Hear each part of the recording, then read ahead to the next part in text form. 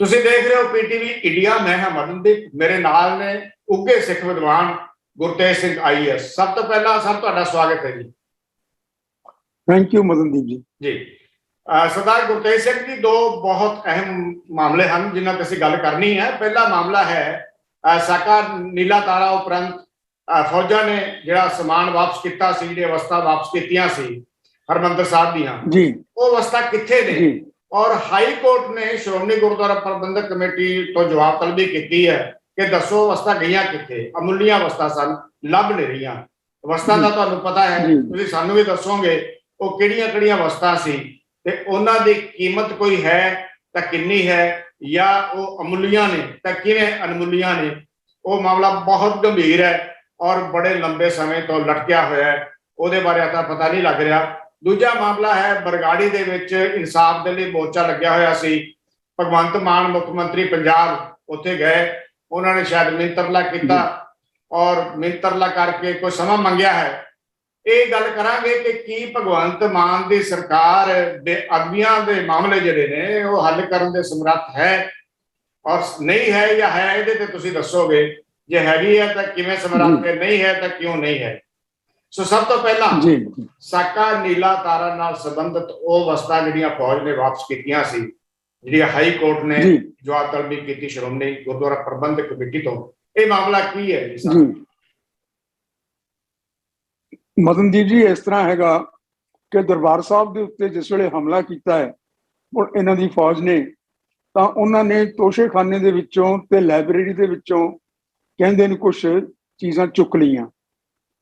ਉਹਦੇ ਵਿੱਚ ਬਹੁਤ ਸਾਰੀਆਂ ਚੀਜ਼ਾਂ ਜਾਇਆ ਵੀ ਹੋ ਗਈਆਂ, ਜਿਸ ਤਰ੍ਹਾਂ ਕਿ ਇੱਕ ਕਿਸੇ ਫਕੀਰ ਨੇ ਪਿਛਲੀ ਸਦੀ ਦੇ ਅੱਜ ਤੋਂ ਤਕਰੀਬਨ 100 ਸਾਲ ਪਹਿਲਾਂ ਚੰਦਨ ਦੇ 9 ਮਣ ਚੰਦਨ ਦੇ ਵਿੱਚੋਂ ਖਿੱਚ ਕੇ ਤਾਰਾਂ ਬਣਾ ਕੇ ਇੱਕ ਚੌਰ ਬਣਾਇਆ ਸੀ, ਦਰਬਾਰ ਸਾਹਿਬ ਨੂੰ ਭੇਟਾ ਕੀਤਾ ਸੀਗਾ।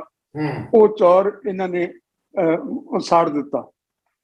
ਇਸ ਤੋਂ ਬਾਅਦ ਨਿਜ਼ਾਮ ਹੈਦਰਾਬਾਦ ਨੇ ਇੱਕ ਚਾਨਣੀ ਭੇਜੀ ਸੀ ਰਣਜੀਤ ਸਿੰਘ ਵਾਸਤੇ, ਉਹ ਰਤਨਾਂ ਦੇ ਨਾਲ ਤੇ ਹੀਰਿਆਂ ਮੋਤੀਆਂ ਨਾਲ ਜੜੀ ਹੋਈ ਸੀਗੀ। ਉਸਨੇ ਦੇਖਿਆ ਕਿ ਇਹ ਚਾਨਣੀ ਇੰਨੀ ਚੰਗੀ ਹੈ ਤਾਂ ਉਸਨੇ ਕਿਹਾ ਕਿ ਇਹ ਦਰਬਾਰ ਸਾਹਿਬ ਭੇਟ ਕਰ ਦਿਓ, ਮੇਰੇ ਵਰਗੇ ਦੇ ਉੱਤੇ ਨਹੀਂ ਝੁਲਣੀ ਚਾਹੀਦੀ। ਸੋ ਉਹ ਚਾਨਣੀ ਪਈ ਸੀਗੀ, ਉਹ ਵੀ ਸਾੜ ਦਿੱਤੀ ਗਈ।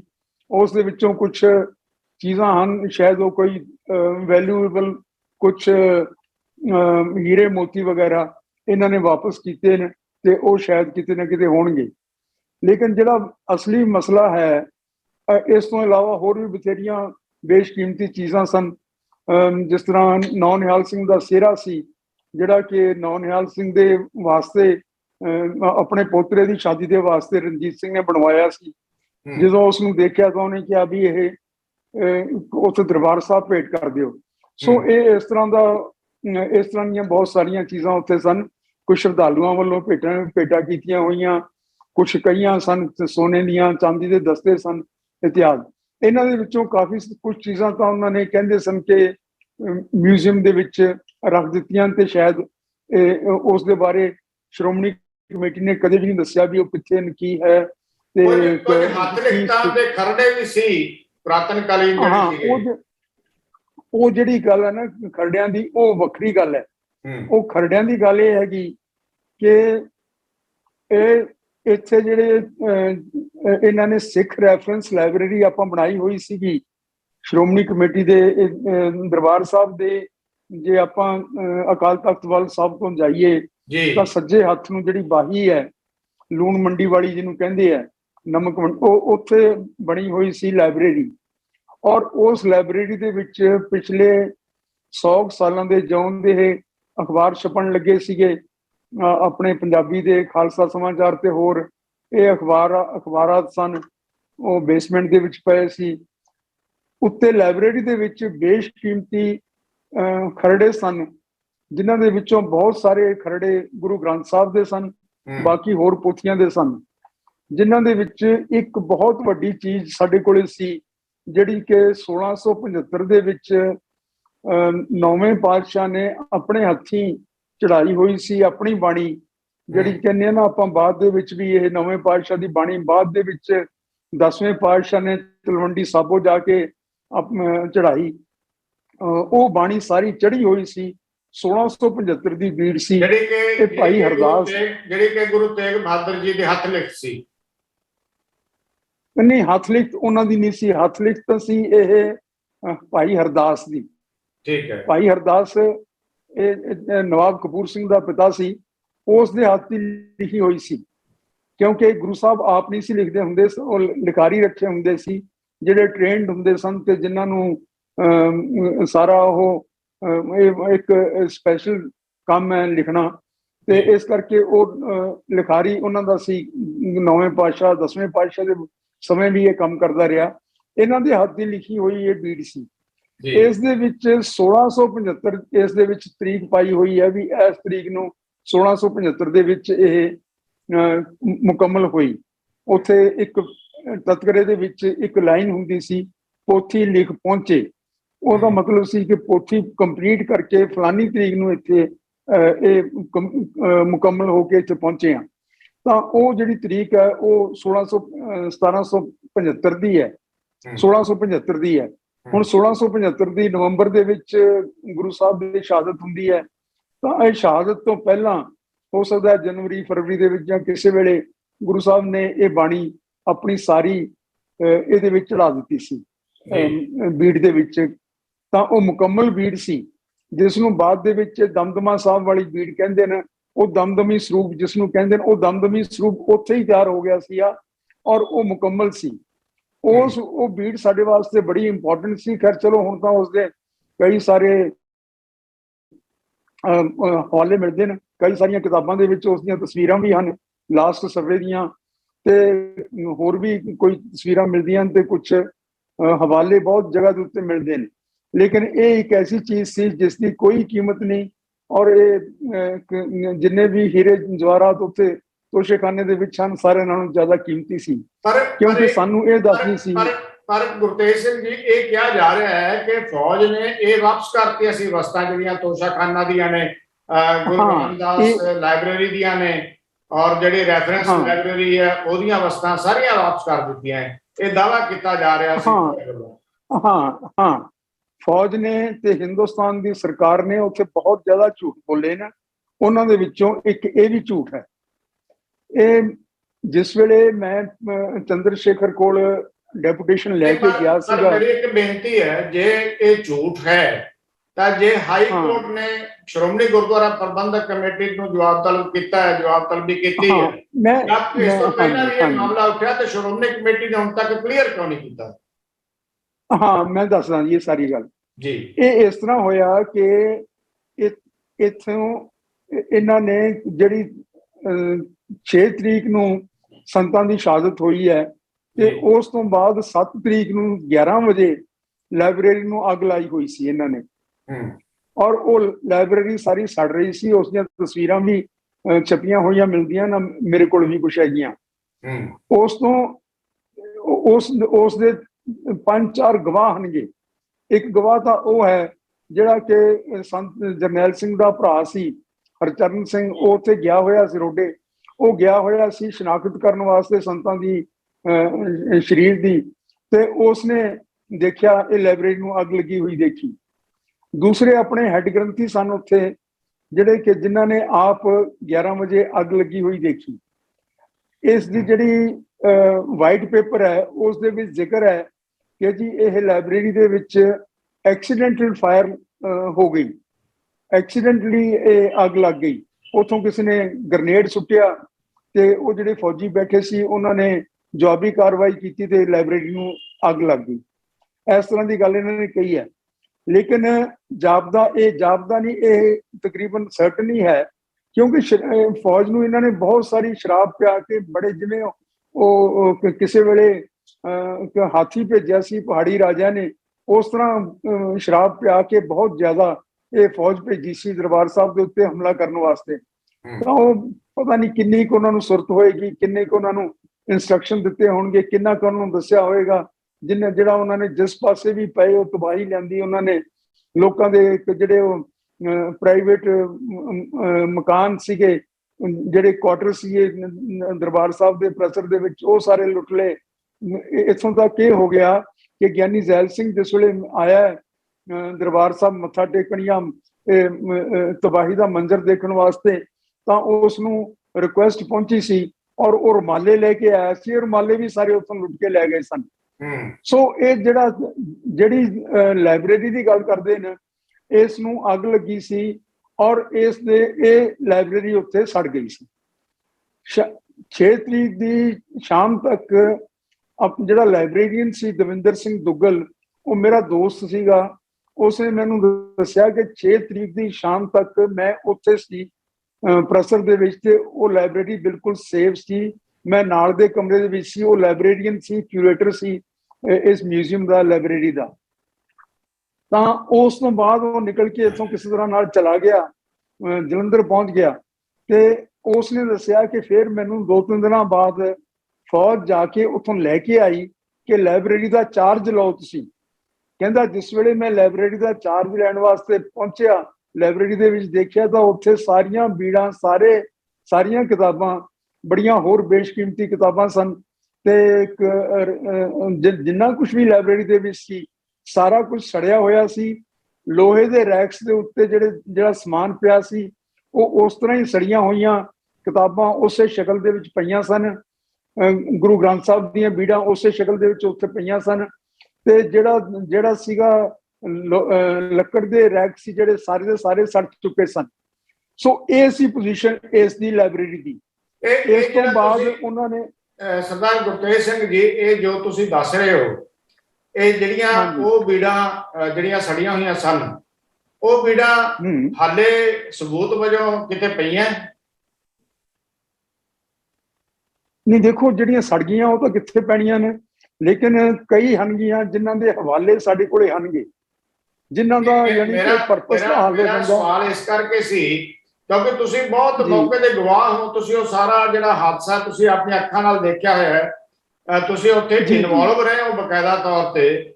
ਇਹਦੇ ਮੈਂ ਇਸ ਕਰਕੇ ਸਵਾਲ ਕਰ ਰਿਹਾ ਕਿ ਕਈ ਵਾਰ ਕੀ ਹੁੰਦਾ ਹੈ, ਇਸ ਤਰ੍ਹਾਂ ਦੇ ਜਿਹੜੇ ਮੌਕੇ ਹੁੰਦੇ ਆ, ਇਸ ਤਰ੍ਹਾਂ ਦੇ ਜਿਹੜੇ ਵੱਡੇ ਦੁਖਾਂਤ ਹੁੰਦੇ ਆ, ਉਹਦਾ ਫਾਇਦਾ ਚੁੱਕਣ ਵਾਲੇ ਵੀ ਬਹੁਤ ਸਾਰੇ ਲੋਕ ਉੱਥੇ ਹੁੰਦੇ ਨੇ, ਜਿਹੜੇ ਇਸ ਤਰ੍ਹਾਂ ਦੀਆਂ ਅਮੁੱਲੀਆਂ ਚੀਜ਼ਾਂ ਜਿਹੜੀਆਂ ਉਹਨਾਂ ਨੂੰ ਆਪਣੇ ਹੱਥ ਵਿੱਚ ਲੈ ਲੈਣ ਔਰ ਪਤਾ ਨਾ ਲੱਗੇ ਉਹਦੀ ਕੋਈ, ਕਿਉਂਕਿ ਅੱਜ ਤੱਕ ਉਸ ਤਰ੍ਹਾਂ ਨਾਲ ਛਾਣਬੀਨ ਹੀ ਨਹੀਂ ਕੀਤੀ ਗਈ। ਇਸ ਕਰਕੇ ਮੈਂ ਪੁੱਛਿਆ ਸੀ। ਹਾਂ, ਮੈਂ ਉਹ ਸਾਰੀ ਗੱਲ ਤੁਹਾਨੂੰ ਦੱਸਦਾ ਜੀ। ਇਹ ਇਸ ਤਰ੍ਹਾਂ ਸੀ ਕਿ ਇਸ ਤੋਂ ਕੁਝ ਦਿਨ ਬਾਅਦ ਬੂਟਾ ਸਿੰਘ ਉੱਥੇ ਆਇਆ ਔਰ ਬੂਟਾ ਸਿੰਘ ਨੇ ਇਹ ਕਿਹਾ ਕਿ ਜੀ ਮੈਂ ਉਹ ਜਿਹੜੀਆਂ ਲਾਇਬ੍ਰੇਰੀ ਦਾ ਸਮਾਨ ਸੀ ਉਹ ਇੰਨੇ ਟਰੰਕਾਂ ਦੇ ਵਿੱਚ ਭਰਿਆ ਹੋਇਆ 에ਅਰਪੋਰਟ ਦੇ ਉੱਤੇ, ਫਲਾਨੀ ਜਗ੍ਹਾ ਦੇ ਉੱਤੇ ਮੈਂ ਦੇਖਿਆ। ਮੈਨੂੰ ਇਹ ਲੱਗਦਾ ਹੈ ਕਿ ਬੂਟਾ ਸਿੰਘ ਨੇ ਮਿਸਲੀਡ ਕੀਤਾ ਹੈ ਲੋਕਾਂ ਨੂੰ ਔਰ ਧਰਵਾਸ ਜਾਂ ਦਿੱਤਾ, ਝੂਠਾ ਧਰਵਾਸ ਕੁਛ ਦੇਰ ਵਾਸਤੇ, ਕਿ ਉਸ ਲਾਇਬ੍ਰੇਰੀ ਸੜੀ ਨਹੀਂ, ਲਾਇਬ੍ਰੇਰੀ ਨੂੰ ਚੁੱਕ ਕੇ ਲੈ ਗਏ ਨੇ। ਹੁਣ ਲਾਇਬ੍ਰੇਰੀ ਦੇ ਵਿੱਚੋਂ ਲਾਇਬ੍ਰੇਰੀ ਦਾ ਇੱਕ ਸੀ, ਸਿੱਖ ਰੈਫਰੈਂਸ ਲਾਇਬ੍ਰੇਰੀ ਦਾ ਇੱਕ ਸੀ। ਉਸ ਤੋਂ ਬਾਅਦ ਗੁਰੂ ਰਾਮਦਾਸ ਲਾਇਬ੍ਰੇਰੀ ਸੀ ਜਿਹੜੀ ਕਿ ਇੱਥੇ ਸਰਾਂ ਦੇ ਵਿੱਚ ਸੀ। ਉਸ ਦੇ ਵਿੱਚ ਵੀ ਬਹੁਤ ਕੀਮਤੀ ਖਰੜੇ ਤੇ ਤਸਵੀਰਾਂ ਅਕਾਲੀ ਐਜੀਟੇਸ਼ਨ ਦੀਆਂ ਤੇ ਇਸ ਤਰ੍ਹਾਂ ਦੇ ਬਹੁਤ ਸਾਰਾ ਸਮਾਨ ਸੀ ਜਿਸ ਤਰ੍ਹਾਂ ਲਾਇਬ੍ਰੇਰੀਆਂ ਦੇ ਵਿੱਚ ਹੁੰਦਾ ਹੈ, ਮਿਊਜ਼ੀਅਮ ਦੇ ਵਿੱਚ ਹੁੰਦਾ ਹੈ। ਤਾਂ ਇਹ ਉੱਥੋਂ ਚੁੱਕ ਕੇ ਕੁਝ ਸਮਾਨ ਲੈ ਗਏ ਹੋਣਗੇ। ਕੁਝ ਤੁਸੀਂ ਦੇਖਿਆ ਕਿ ਹਰ ਜਗ੍ਹਾ ਦੇ ਉੱਤੇ ਸਾਰੇ ਦਰਬਾਰ ਸਾਹਿਬ ਦੇ ਆਲੇ ਦੁਆਲੇ ਬਰਾਂਡਿਆਂ ਦੇ ਵਿੱਚ ਕਮਰੇ ਬਣੇ ਹੋਏ ਨੇ ਛੋਟੇ ਛੋਟੇ, ਉਹਨਾਂ ਦੇ ਵਿੱਚ ਕੁਝ ਅਖੰਡ ਪਾਠ ਵਗੈਰਾ ਚੱਲਦੇ ਰਹਿੰਦੇ ਨੇ। ਉਹਨਾਂ ਦੇ ਵਿੱਚ ਕੁਝ ਕਿਤਾਬਾਂ ਹੋਣਗੀਆਂ, ਕੁਝ ਪੋਥੀਆਂ ਹੋਣਗੀਆਂ, ਕੁਝ ਰਸੀਦ ਬੁੱਕਸ ਹੋਣਗੀਆਂ, ਕੁਝ ਇਹ ਹੋਏਗਾ, ਕੁਝ ਉਹ ਹੋਏਗਾ। ਉਹ ਸਾਰਾ ਕੁਝ ਉਹ ਚੁੱਕ ਕੇ ਉੱਥੋਂ ਲੈ ਗਏ ਸਨ। ਤਾਂ ਜਿਹੜਾ ਬੂਟਾ ਸਿੰਘ, ਜੇ ਤਾਂ ਉਹ ਝੂਠ ਨਹੀਂ ਬੋਲ ਰਿਹਾ, ਤਾਂ ਹੋ ਸਕਦਾ ਹੈ ਕਿ ਉਹ ਰੈਫਰ ਕਰ ਰਿਹਾ ਹੋਵੇ ਕਿ ਉਹ ਜਿਹੜੇ ਬੋਰੇ ਭਰੇ ਹੋਏ ਮੈਂ ਦੇਖੇ ਸਨ ਕਿਤਾਬਾਂ ਦੇ, ਉਹ ਇਹਨਾਂ ਕਿਤਾਬਾਂ ਦੇ ਹੋਣ ਜਿਹੜੀਆਂ ਲਾਇਬ੍ਰੇਰੀ ਤੋਂ ਬਾਹਰ ਦੀਆਂ ਕਿਤਾਬਾਂ ਸਨ। ਨਹੀਂ, ਤੁਹਾਨੂੰ ਯਾਦ ਹੋਣਾ ਹੈ ਕਿ ਇੱਕ ਸਰਕਾਰ ਨੇ ਸੂਚੀ ਜਿਹੜੀ ਹੈ ਉਹ ਵੀ ਸ਼੍ਰੋਮਣੀ ਕਮੇਟੀ ਨੂੰ ਦਿੱਤੀ ਸੀ ਕਿ ਆਹ ਵਸਤਾਂ ਤੁਹਾਨੂੰ ਵਾਪਸ ਕਰ ਦਿੱਤੀਆਂ ਗਈਆਂ। ਉਹ ਸੂਚੀ ਕੀ ਸੀ? ਹਾਂ, ਮੈਂ ਉਸ ਗੱਲ ਤੇ ਆਉਣਾ ਜੀ। ਉਹ ਸੂਚੀ ਜਿਹੜੀ ਉਸ ਤੋਂ ਬਾਅਦ ਕੀ ਹੋਇਆ ਕਿ ਜਿਸ ਵੇਲੇ ਮੈਂ 15 ਅਪ੍ਰੈਲ ਦੇ ਨੇੜੇ ਤੇੜੇ 15-20 ਅਪ੍ਰੈਲ ਦੇ 19 ਸ਼ਾਇਦ 18 ਅਪ੍ਰੈਲ ਨੂੰ ਮੈਂ ਚੰਦਰ ਸ਼ੇਖਰ ਨੂੰ ਮਿਲਿਆ ਇੱਕ ਡੈਪੂਟੇਸ਼ਨ ਲੈ ਕੇ, ਔਰ ਉਹਨੂੰ ਮੈਂ ਕਿਹਾ ਵੀ ਤੁਸੀਂ ਸਾਡੀਆਂ ਚੀਜ਼ਾਂ ਜਿਹੜੀਆਂ ਤੁਹਾਡੇ ਕੋਲੇ ਪਈਆਂ ਨੇ ਉਹ ਤੁਸੀਂ ਵਾਪਸ ਕਿਉਂ ਨਹੀਂ ਕਰਦੇ ਲਾਇਬ੍ਰੇਰੀ ਦੀਆਂ। ਚੰਦਰ ਸ਼ੇਖਰ ਨੇ ਉਸੇ ਵੇਲੇ ਟੈਲੀਫੋਨ ਕੀਤਾ ਆਪਣੇ ਵਿਭਾਗ ਵਾਲਿਆਂ ਨੂੰ ਵੀ ਦੱਸੋ ਉਹ ਚੀਜ਼ਾਂ ਕਿੱਥੇ ਨੇ। ਉਹਨਾਂ ਨੇ ਕਿਹਾ ਜੀ ਕਿ ਉਹ ਸਾਰੀਆਂ ਚੀਜ਼ਾਂ ਜਿਹੜਾ ਉਹ ਮੇਰਠ ਦੇ ਵਿੱਚ ਸਿੱਖ ਰੈਜੀਮੈਂਟਲ ਸੈਂਟਰ ਹੈ ਉਹਦੇ ਵਿੱਚ ਪਈਆਂ ਨੇ। ਤਾਂ ਉਸਨੇ ਉਸੇ ਵੇਲੇ ਉਹਨਾਂ ਨੇ ਕਿਹਾ ਇਹਨੂੰ ਰੱਖਣ ਦਾ ਕੀ ਆਈਡੀਆ, ਕਿੰਨੇ ਸਾਲ ਹੋ ਗਏ, ਵਾਪਸ ਕਰੋ।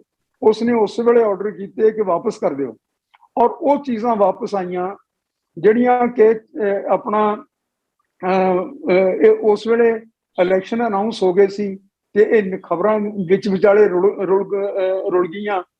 ਲੇਕਿਨ ਇਹ ਜਿਹੜਾ ਸੀਗਾ, ਅਸੀਂ ਉੱਥੋਂ ਆ ਕੇ ਚੰਦਰ ਸ਼ੇਖਰ ਨੂੰ ਮਿਲ ਕੇ ਆ ਕੇ ਗਵਰਨਰ ਨਾਲ ਮੁਲਾਕਾਤ ਕੀਤੀ ਤੇ ਉਸ ਤੋਂ ਬਾਅਦ ਪ੍ਰੈਸ ਨੋਟ ਸਾਂਝਾ ਗਵਰਨਰ ਦੇ ਨਾਲ ਅਸੀਂ ਇਸ਼ੂ ਕੀਤਾ, ਇੱਥੋਂ ਵੀ ਆਹ ਚੀਜ਼ਾਂ ਸਾਨੂੰ ਵਾਪਸ ਮਿਲ ਰਹੀਆਂ ਨੇ।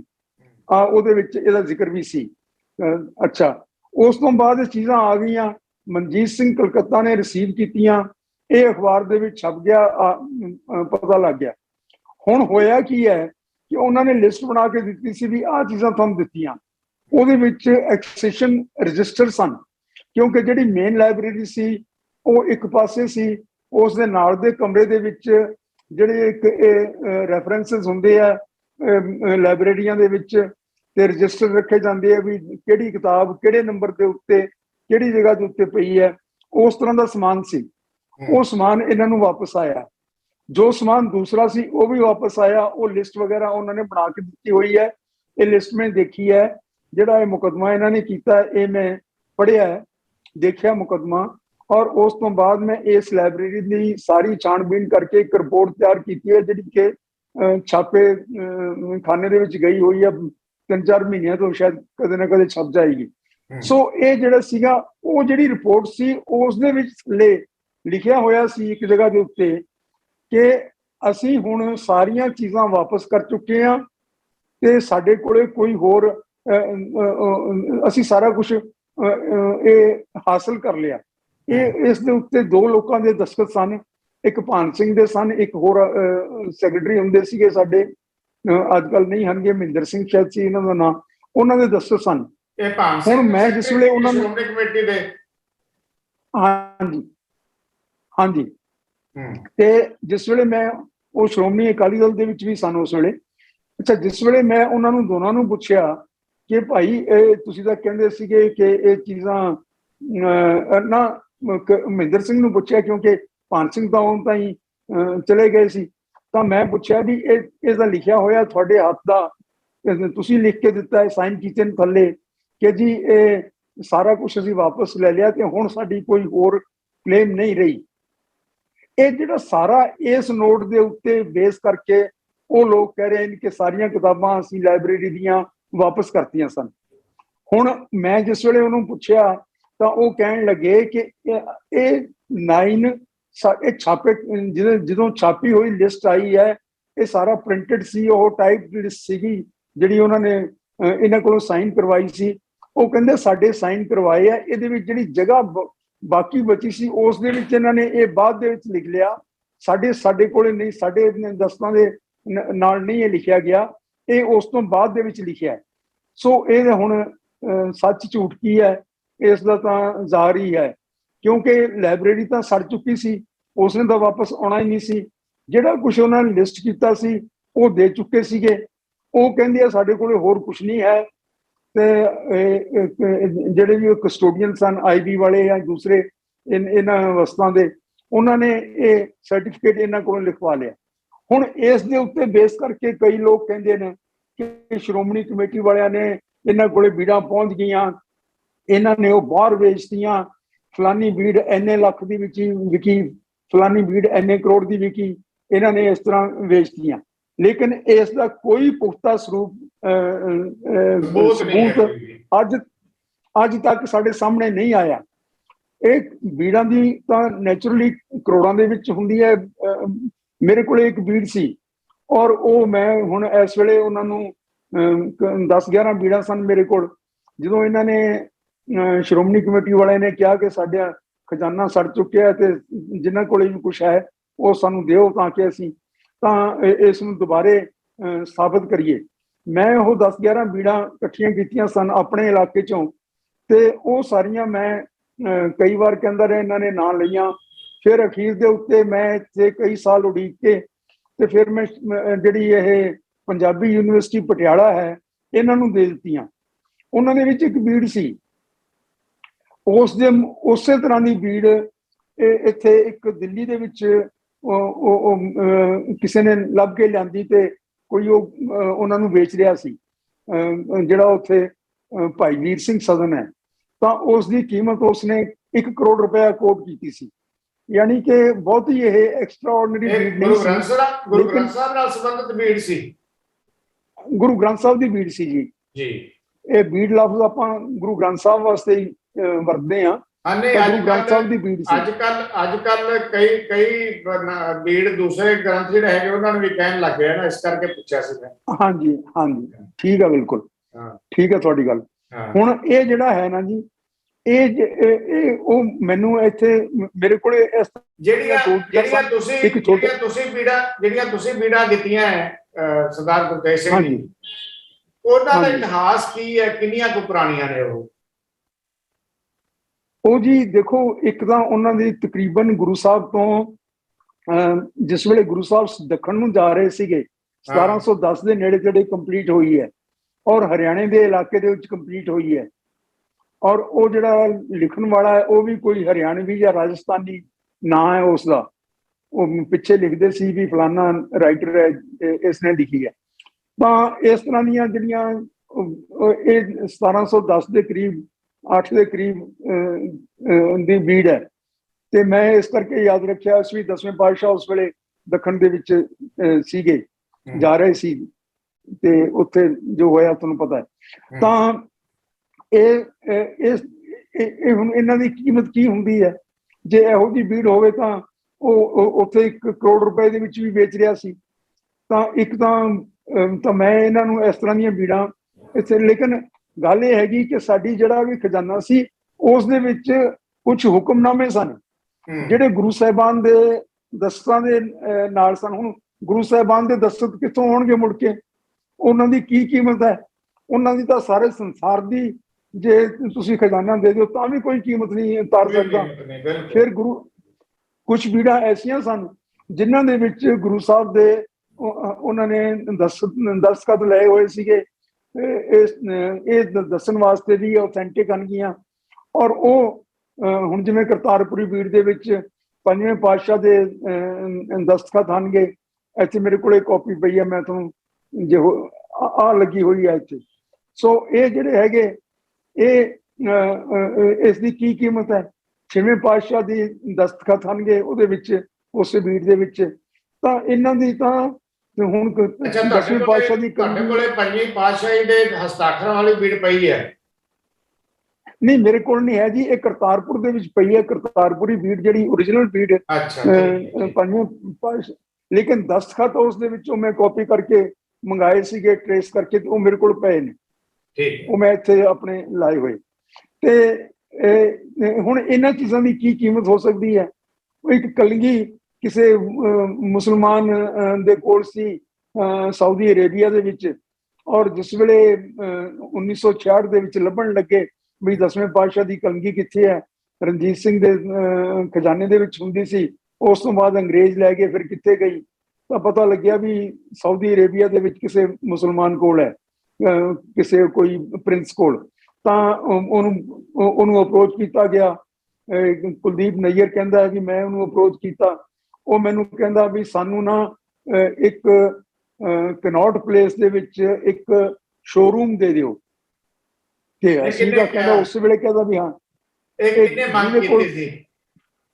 ਜਿਹਦੇ ਕੋਲ ਕਲਗੀ ਸੀ 10ਵੇਂ ਪਾਤਸ਼ਾਹ ਦੀ, ਉਸਨੇ ਮੰਗ ਕੀਤੀ।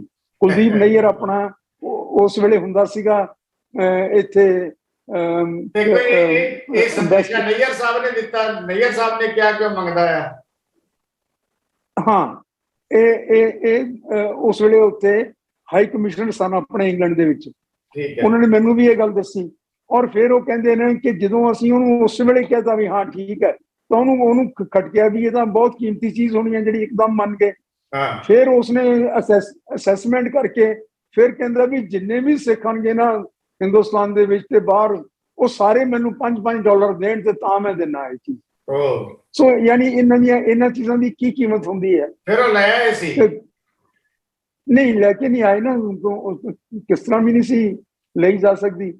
ਹੁਣ 3 ਕਰੋੜ ਸਿੱਖ ਤਾਂ ਅੱਜ ਵੀ ਆਪਾਂ ਕਹਿੰਦੇ ਹਾਂ 3 3.5 ਕਰੋੜ, ਤੇ ਜੇ ਸਾਰਿਆਂ ਨੂੰ ਗਿਣ ਲਓ, ਸਹਿਜਧਾਰੀਆਂ ਨੂੰ ਤੇ ਵਣਜਾਰਿਆਂ ਨੂੰ ਤੇ ਦੂਸਰਿਆਂ ਨੂੰ, ਨਾਨਕਪੰਥੀਆਂ ਨੂੰ, ਇਹ ਪੱਕਾ ਹੈ ਕਿ ਉਹਦੇ ਕੋਲੇ ਕਲਗੀ ਹੈ?